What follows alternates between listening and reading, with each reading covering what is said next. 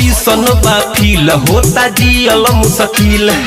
ऐसन बा फील होता जियल मुश्किल हम बानी करेला पागल भइल बन के निकलल भीतर से तितिल रे यारवा एगो लइकी ला उड़ल बातिल बन के निकलल भीतर से तितिल रे यारवा एगो लइकी ला उड़ल बातिल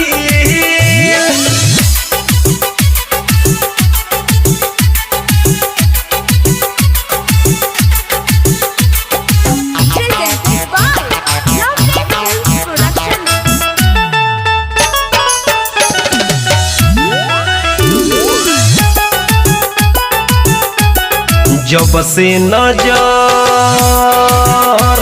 नजरिए से लड़ल हो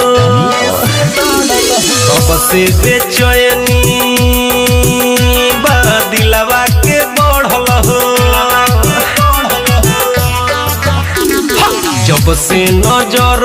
नजरिए से लड़ल हो तब से बेचैनी दिलवा के बढ़ल हो हम बानी पागल हो रात रात भर जागल हो उनके खोजी छिल मिल बन के निकलल भीतर से तितिल रे यारवा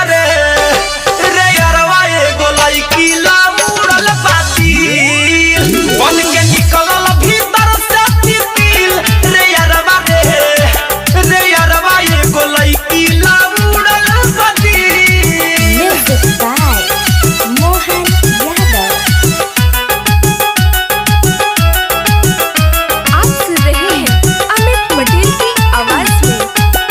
पल पलैया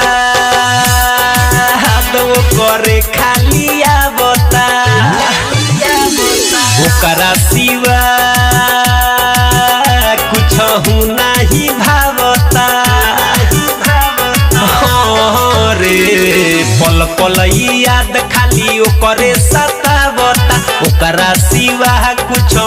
नहीं भावता नैना लड़ैल सरे चैना चुरैल सरे गलिया पर के ओकरा तिल बन के निकलल भीतर से तितिल रे यारवा एगो लइकी ला उड़ल बातिल बन के निकलल भीतर से तितिल रे यारवा एगो लइकी ला उड़ल दिल